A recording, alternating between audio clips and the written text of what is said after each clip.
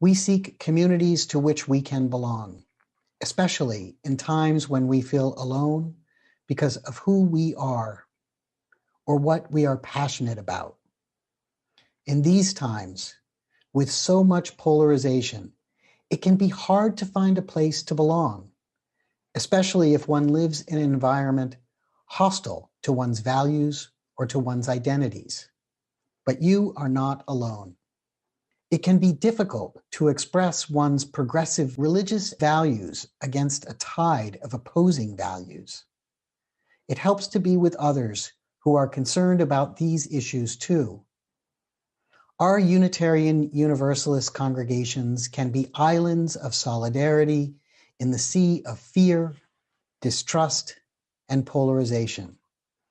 Here we gather to share progressive values framed by the inherent worth and dignity of all people and our awareness of our place in the interdependent web of all existence, of which we are a part. Our faith homes are places to explore ways to undo white supremacy culture, which places white males at the pinnacle of society, transphobia and homophobia, which threatens people's ability to be who they are and love who they love, religious persecution, sexism, ableism, and so many of the ways that we categorize and separate people. We are committed to caring for one another, the communities in which we live, and our global community. Our congregations are often engaged in social justice ministries in the local area, and we understand that spirituality must be lived in the world, not just talked about on Sunday mornings. We strive to expand the circle of our community ever more and provide sanctuary against the prevailing winds of fear and anger, violence and hatred, which do the most harm to those whom society deems other or lesser. We work together to provide a caring environment for adults, children, and youth. We gather in religious community for replenishment, to celebrate and sing, meditate and pray, laugh and learn together. In Unitarian Universalist communities, we are anchored by mutual promises that call us all into care for one another, to seek the truth in love, and to help one another. The search for safety is a natural human drive, but congregations are not places to hide from the world and the work that we are called to do to make it better. They are not immune to the ways privilege and oppression are internalized and manifested. Nor are they places to avoid accountability for the ways we all participate in oppressive systems. But they are full of people who are called by our principles to be intentional about offering understanding and support to each other. Unitarian Universalism is a faith centered on nurturing the most compassionate and loving versions of ourselves. Our covenants ask us to place relationships first, no matter how we differ in belief, background, life experience, or identity. And our faith is shaped by our commitment to our covenants. We seek to create brave space where people can come to understand that we are all loved and lovable, valued and valuable. Unitarian Universalist congregations create the opportunity for spiritual exploration, deeper self-understanding, and self-acceptance. Audre Lorde wrote, "At last you'll know with surpassing certainty that only one thing is more frightening than speaking your truth, and that is not speaking." Our Unitarian Universalist congregations welcome you, whoever you are, as you are, and hope to inspire and encourage you to live a life of integrity, service, and love.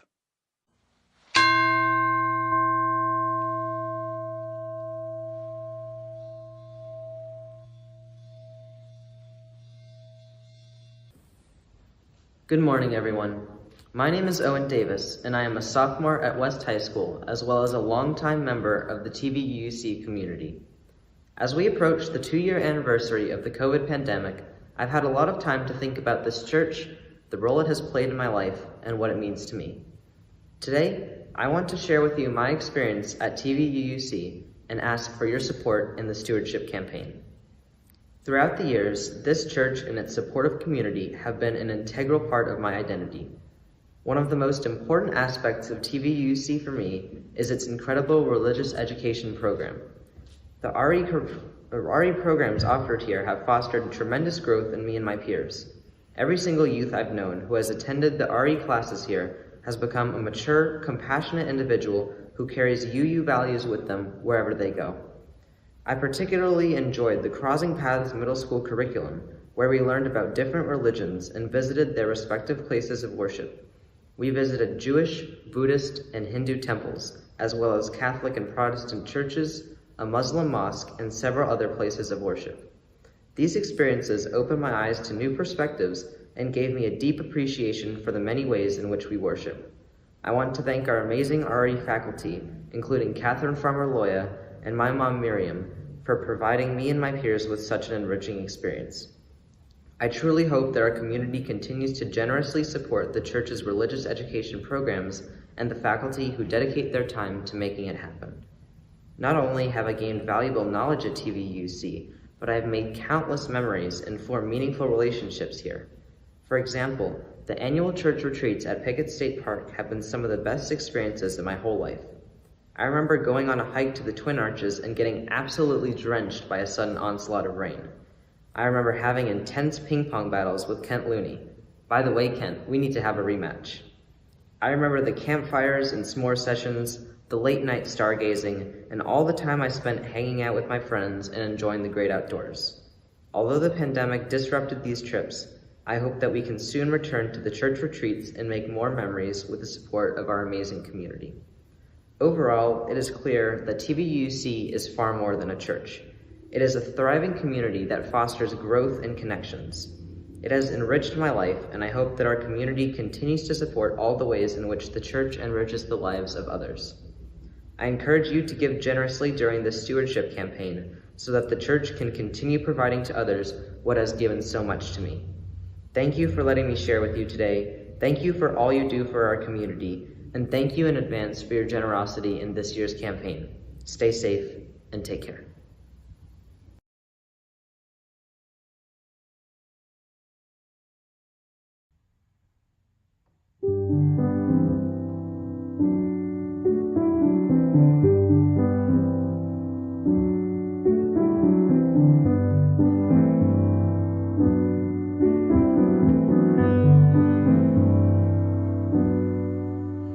I was there to hear your mourning cry. I'll be there when you are old. I rejoiced the day you were baptized to see your life unfold. I was there when you were but a child, with a faith to suit you well. In a blaze of light you wandered off to find where demons dwell. When you heard the wonder of the word, I was there to cheer you on. You were raised to praise the living Lord, to whom you now belong. If you find someone to share your time, and you join your hearts as one, I'll be there to make your verses rhyme from dusk till rising sun. In the Middle Ages of your life, not too old, no longer young, I'll be there to guide you through the night, complete what I've begun. When the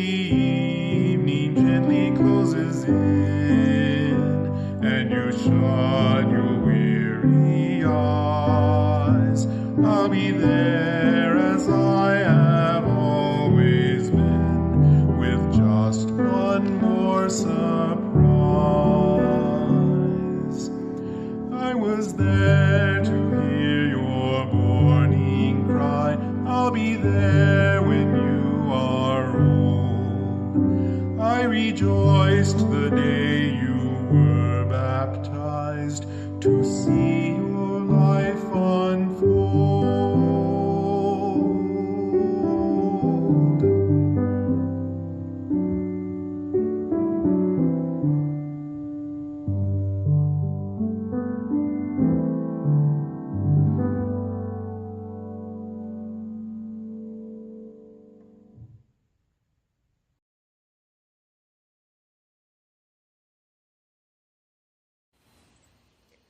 I thought I'd awaken to a world in mourning, heavy clouds crying, a society storming. But there's something different on this golden morn, something magical in the sunlight. Welcome. Enjoy our service and know that we welcome you wherever you are in life's journey. Welcome to TVUUC.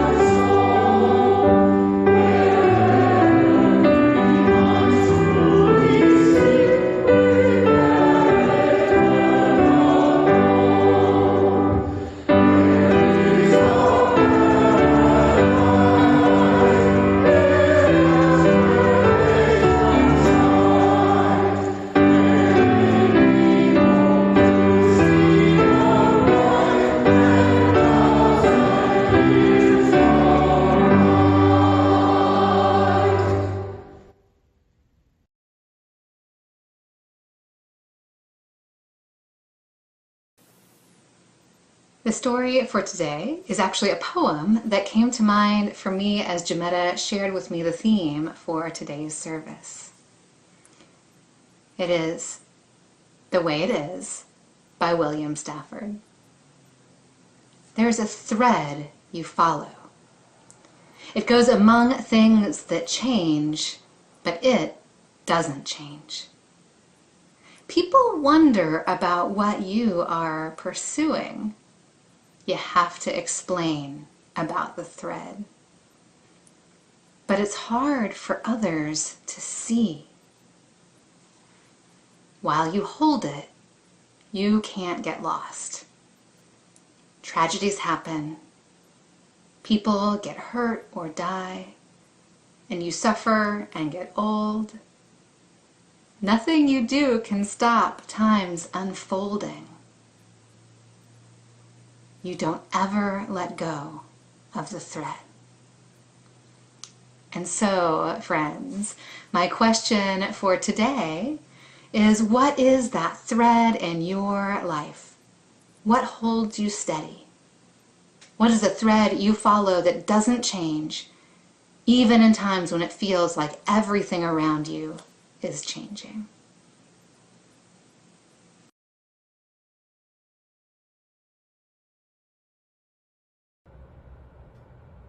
The 7 stages of human life, from the Talmud.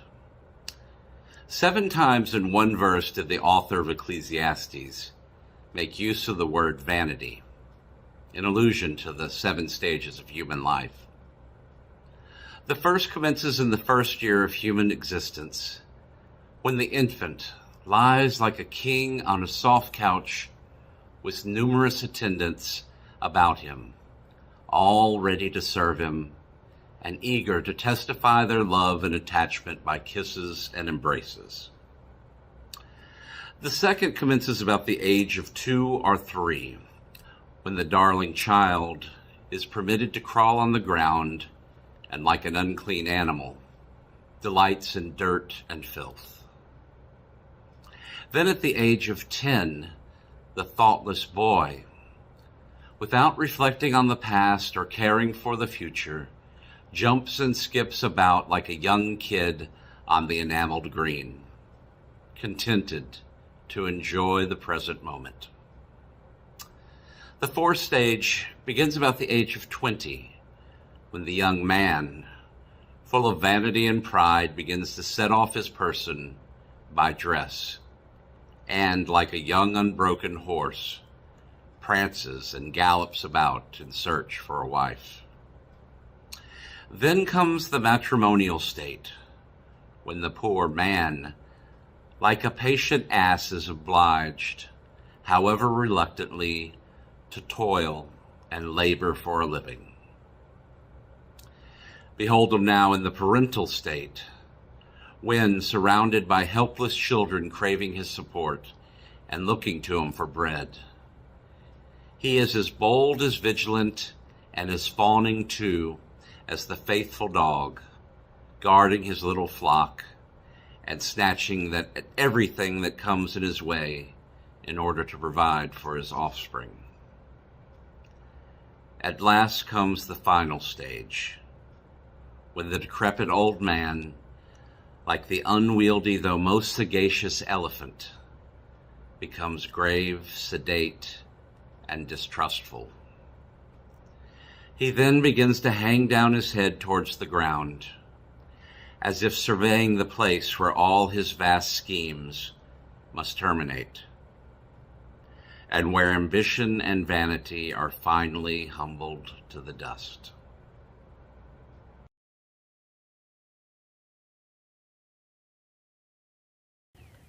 Good morning. Hello and welcome to Joys and Concerns. I am joyful about these pre-recorded services with segments like Catherine's Story for All Ages, with interesting graphics and David's fun camera angles and split screens for musical performances, and how Cindy Buchanan puts them all together. One good thing that has come out of the pandemic for me is via Zoom. Lately, a study led by our pastor of the Sermon on the Mount with the faces of our congregants smiling and not having to step out of my home and travel a distance to participate. And now to our concerns. We pray when we are concerned, yet prayers against nationalistic aggression, with all its abusive power and self-justified violence, can seem futile given militarism's overwhelming tools of destruction. But we'll pray anyway. Let's take a breath. Dear One, who is the bringer of peace and reconciliation, with deep sorrow and concern, we cry out to you for the beginnings of this war now occurring in Ukraine. We long for you to arrest this violence and destruction, to bring this war to a just end, and for your protection for all innocent victims and everyone directly involved in military action in Ukraine and in Russia. We pray for all those who are afraid, that your everlasting arms hold them in this time of great fear. We pray for those who choose war, that they will remember that you direct your people to turn our swords into plowshares and seek for peace. May we be inspired to give what we can for relief.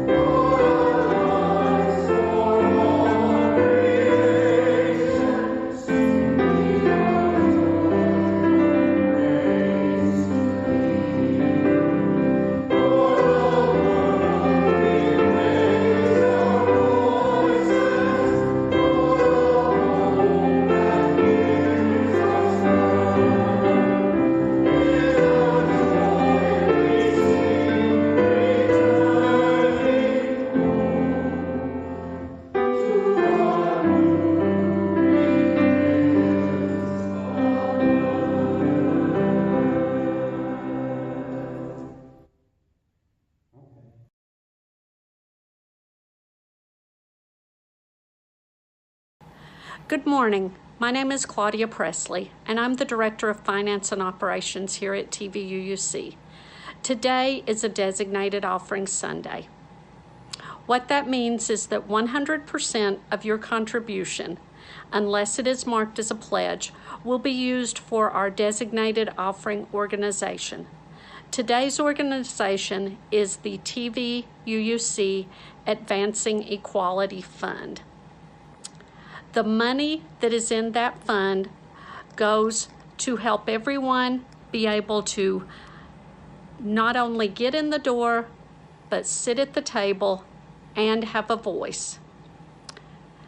Two of the projects that they do each year are to sponsor a booth and publicity at the Pride Fest event, and also to sponsor tables at the MLK luncheon, program announcements, and also allow us to march in the MLK parade.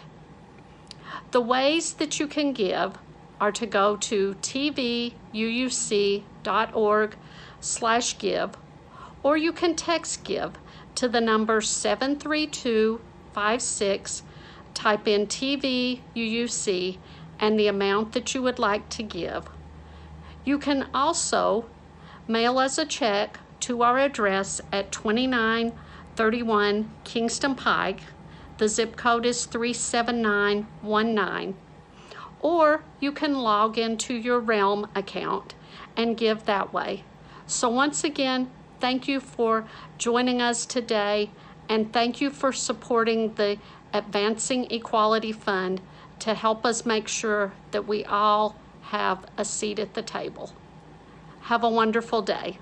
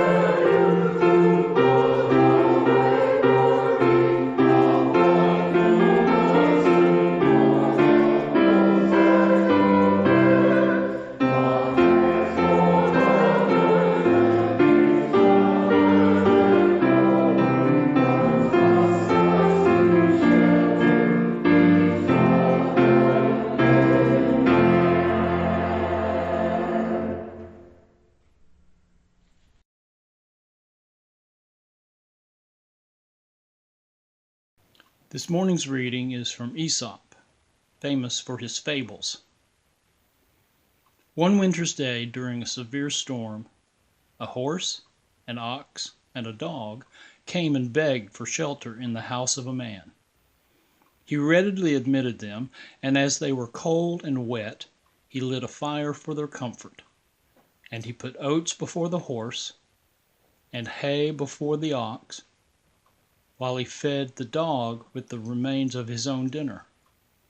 When the storm abated, and they were about to depart, they determined to show their gratitude in the following way. They divided the life of man among them, and each endowed one part of it with the qualities which were peculiarly their own. The horse took youth, and hence young men are high-mettled and impatient of restraint. The ox took middle age, and accordingly men in middle age are steady and hard-working, while the dog took old age, which is the reason why old men are so often peevish and ill-tempered, and like dogs, attached chiefly to those who look to their comfort, while they are disposed to snap at those who are unfamiliar or distasteful to them.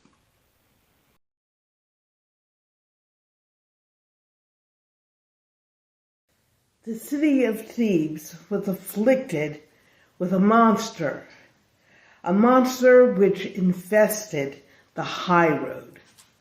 It was called the Sphinx. It had a body of a lion and the upper part of a woman. It lay crouched on the top of a rock and arrested all travelers who came that way, proposing to them a riddle, with the condition that those who solved it should pass safely, but those who failed would be killed. Not one had survived the solving of the riddle. All were slain. But Oedipus was not daunted by this dawning account, but he boldly advanced down the road, and the Sphinx asked him, "What animal is that which in the morning goes on 4 feet, and in the evening or in the noon on 2, and in the evening upon 3? Oedipus replied, "Man, who in childhood creeps on hands and knees, and in manhood walks erect, and in old age with the aid of a staff." The Sphinx was so angry and mortified at the solving of her riddle that she cast herself down from the rock and perished. You know, there are many theologies and philosophies that depict the stage of life. You have heard the Talmud story and the wise men of the Aesop, and just recently the story of the Sphinx. Each one had a different slant, yet captured the essence of how we develop. Druids and Wiccans often describe the stages of women by using the picture of a maid, a matron, and a crone. Each stage describing how they thought womanhood flowed through each stage. More recently, I read a woman who depicted men, instead of just seeing them as warriors, saw them as a youth, a father, and a sage. The descriptions of all depict the first, a child, the second, maturity to create a family or to nurture, and finally the last stage to basically guide others. For example, I remember the Vietnam War. Although too young to know the meaning or really focus in on the issue, I remember the nightly news. And then it was not until I was coming home one day from school that I saw on the newspaper stand an Asian man, holding another Asian man, and the head had been decapitated. I realized then that everything I'd been hearing had a deeper significance. People were dying. I was 13 years old, and at that point I remember accurately I stopped seeing the world through the eyes of a child. Thus, I entered my adolescence questioning the precepts that I've been given as a child. The lying, the stealing, adultery, killing. I watched the world around me dictate how I should behave, yet watched the opposite behavior from parents, teachers, and other adults around me. As I reached my adulthood, I found my ethical and my morality had not really been shaped by my parents, but by the books I read. I remember that George Sand's said that understand that being kind required more than being nice. Guard well within yourself that treasure kindness. Know how to give without hesitation, how to lose without regret, and how to acquire without meanness. The books help truths that I've reflected, my truths that were shared by people I admired. When I read Frederick Douglass stated, a woman should have honorable motive to exertion, which is enjoyed by man to the fullest extent of her capabilities and endowments. The case is too plain to argue that nature has given women the same powers and subjected her to the same earth and breathes the same air, subsists on the same food, physical, moral, mental, and spiritual.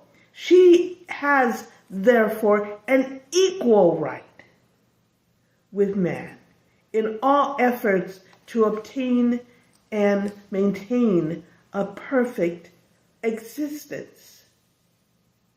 That was foreign to me, that women could be equal. And this was a man saying this back in 1800s. And so as I grew older, when I was a child, I used to speak as a child, think as a child, reason as a child.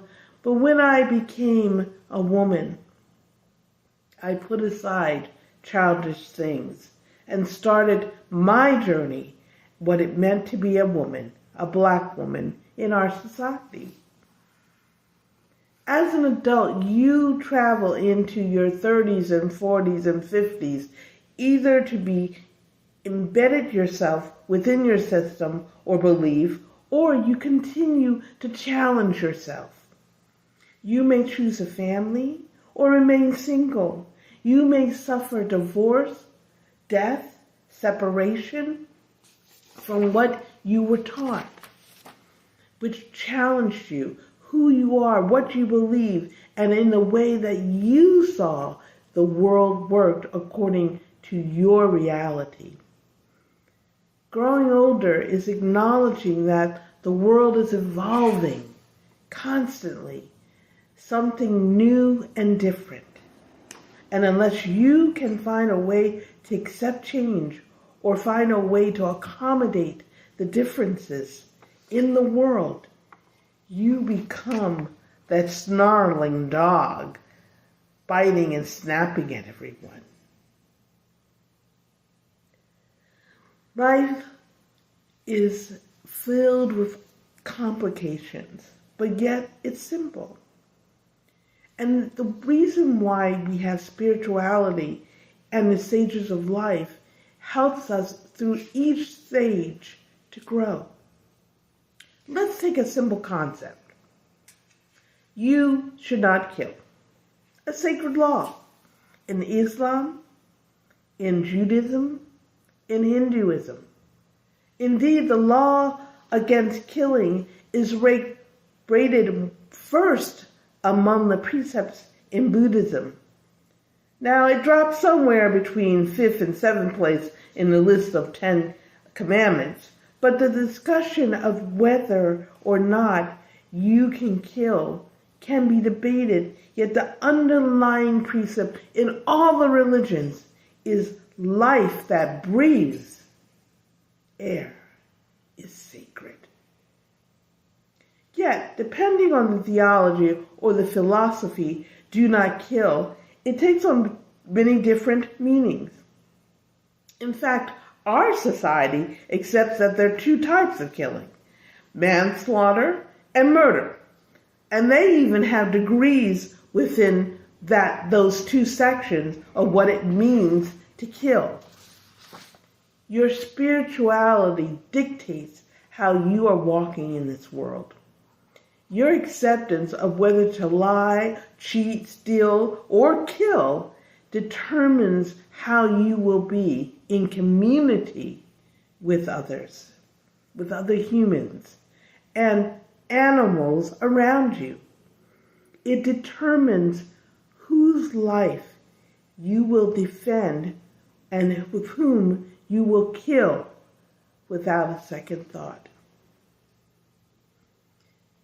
We no longer live in small villages that share the same beliefs. We have different experiences and needs that force us to self-interest and to no longer seek a sameness of things around basic issues such as killing. And that's why we have a church or a place or a gathering of people who we hope are like-minded when we're trying to face those issues that surround us every day. Throughout the centuries, the Bible has been used to commit atrocities, just as other books such as the Quran and the Sutras. Yet, those interpretations have been created by the human needs of selfishness, domination, and wanton disregard of life. And so, when we recognize that things we cling to may not be true, may not speak fully and wholly and honestly about the spirituality of life, we're forced to consider a change. As you grow older, change is often disliked. Throughout the transitions of your life, they become a barrier. Change becomes a barrier that forces us to either grow or fall into the depths of selfishness, anger, hate. So, how do we strengthen our spiritual connection between the ages or the stages of life? When we're young, we can be open and friendly to everyone. In The Little Prince, a book that I adored and suggest you read, it says that we forget how to be children. The Bible tells us to be like a child. Because to be like a child, you are still open and available to thoughts and ideas, to people. But as we grow older, the biggest obstacle for older people is fear. Fear of the unknown, fear of how this new world will treat us, fear of what change will mean for you and your world. It is clear that the people who attack the Capitol and those who disparage or outright say that they hate other people who don't look like them are filled with hate. No, consumed with fear. It's not that they're filled with, I hate this person. It really is that they are filled with the fear of the other person being different and the fear of what that person will do to them. This is the challenge of growing old. The challenge is not to be afraid of the future, of new ideas. It's a difficult task, but it's one we all must grapple with. Because we have to believe that our spirits were not meant to be fearful. They're meant to give us power. They're meant to give us love. And it's meant to give us the self-discipline to care and nurture and take care of each other. Hinduism states that Krishna started listing 26 divine treasures of virtuous humans. And he mentions the absence of fear as the first virtue. And according to Buddhism, Dealing with fear involves dealing with your perceptions. Fear stems from fantastical and terrible images that end up taking over your mind. Buddhism also argues that fear finds its most fertile ground in those who lack love. Love is what increases our spiritual knowledge and frees us from the fear of change. Now, I talk about fear, and I'm saying you've got to fight this, you've got to do this, but how do we really change ourselves? How do we lose our fear of change and the future? How do we grow spiritually in this world filled with hate, war, discrimination? We feel it by doing certain tasks. Growing spiritually is a physical, mental, and heart work task that we must do. First, and very first, is that you have to have the desire to change, to welcome change, to see where you can grow. And everyone can grow. Because if you stop growing in your life, you become stagnant. You become dead. 2, you nourish yourself with core texts of different theologies to strengthen your spiritual sense of self and the world.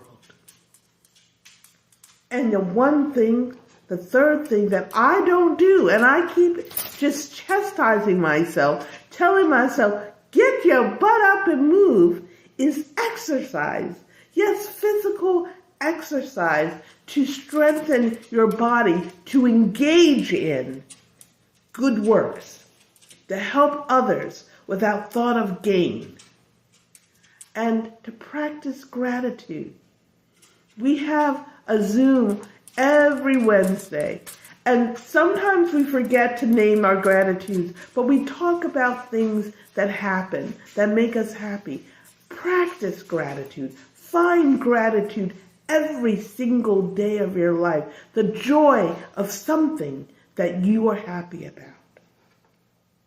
And what seems to be missing in our world right now and in our lives is empathy. Try to see how that other person feels.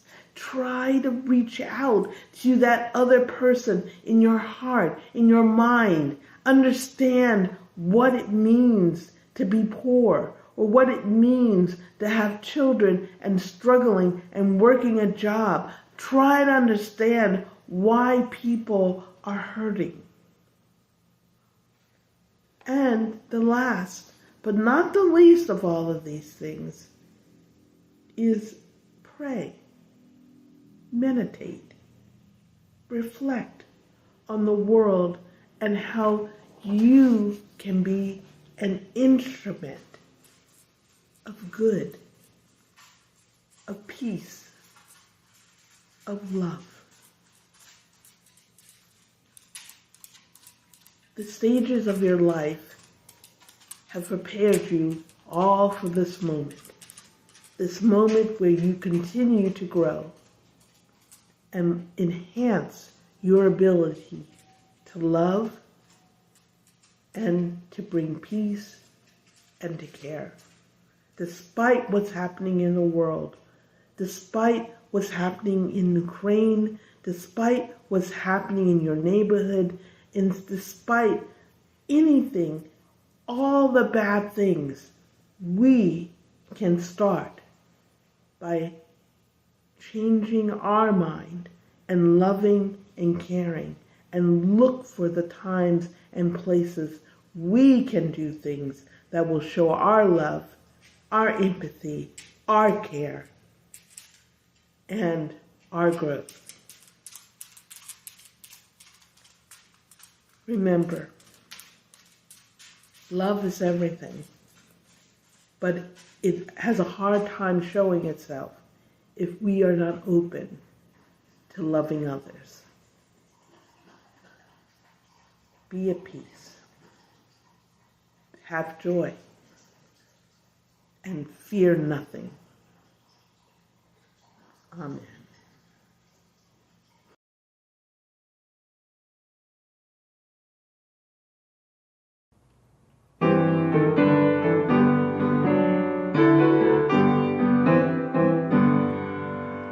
Love will guide us, peace has tried us, hope inside us, will lead the way on the road from grief to giving. Love will guide us through the hard night. If you cannot sing like angels, if you cannot speak for thousands, you can give from deep within you. You can change the world with your love. Love will guide us, peace has tried us, hope inside us, will lead the way on the road from grief to giving. Love will guide us through the hard night.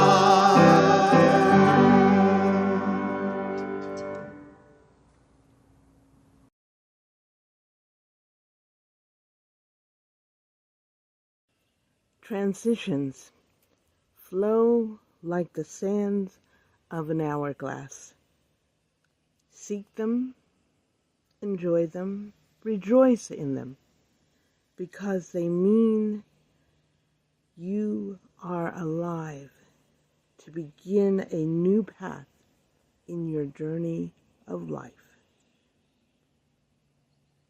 Go in peace.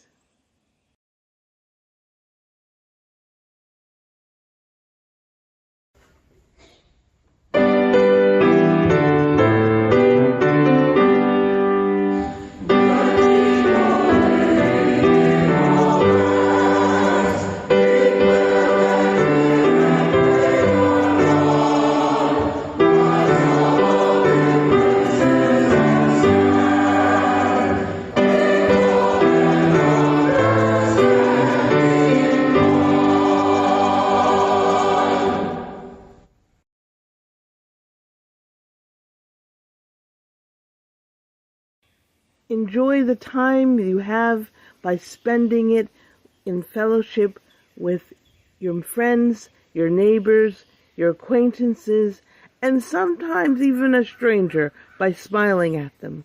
Reach out. Enjoy the world. Enjoy life. And although there may be tragedy and sadness, take time to find the moment of joy in the world.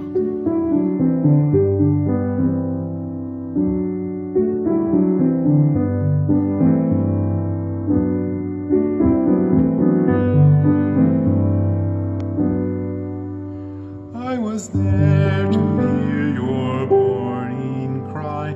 I'll be there when you are old. I rejoiced the day you were baptized.